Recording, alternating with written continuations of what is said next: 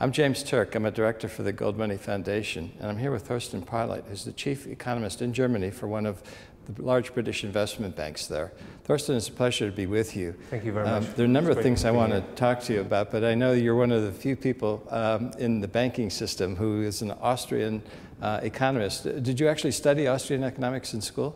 I would say, I got socialized as a mainstream economist, all this Keynesianism, monetarism, but I must say I always had an inclination for monetarism, and later on I got into contact with the work of Hayek, Ludwig von Mises, and I took it from there, and over time I got into this kind of Austrian school of economics issues, and still to this very day my thinking is very much based on what the Austrian had to say. Yeah, so you're a believer in the Austrian theory of the business cycle.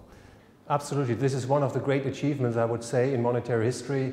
Ludwig von Mises was basically the founding father of the Austrian monetary trade cycle theory. He combined important elements, the currency, school thinking, Böhm-Bawerk's interest and capital theory, and he also included the work of Knut Wicksell, the Swedish economist, and he came up with, I would say, a very decent explanation of the boom and bust cycle caused by fiat currency.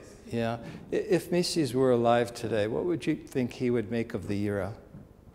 I think he would be very concerned about the future of this single currency, first and foremost because it is a fiat currency. Mises, at a relatively early stage, saw the problems that come with fiat money. He was, I would say, very much aware that fiat money is really disturbing the free market forces, causing various economic and social and political trouble, and I would say he wouldn't have a strong kind of optimism, I would say, as far as the future of the single currency is concerned. Yeah, one of the things he always focused on in terms of my reading of his work was the proper allocation of capital, and that during a fiat currency system you often get malinvestment or bad allocations of capital. Capital going into areas that would not otherwise go into if it wasn't for the easy money policies of banks and central banks. So he might be concerned about all of the capital that went into homes in the south of Spain and are now sitting there idle because those homes were built because of easy money, not because of sound economic investment decisions.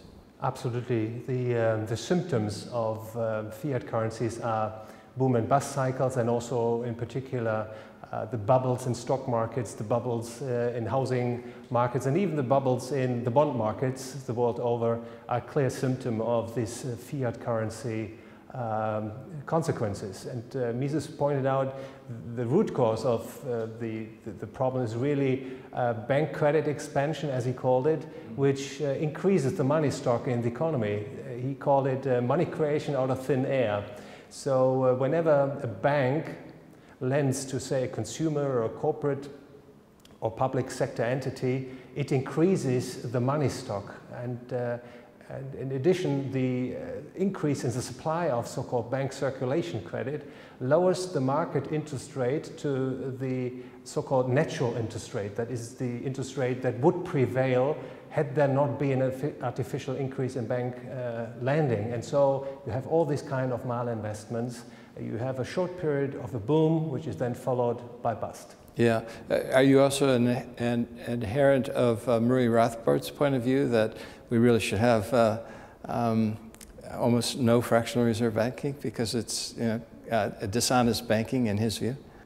James, I'm a great admirer of what Murray Rothbard did. He, I think, brought the Austrian school in terms of its praxeological, as Mises would call it, orientation towards a new to a new high. And one of his great achievements is, of course, that he put out a great book. It's called The Mystery of Banking, which I can only recommend having a read.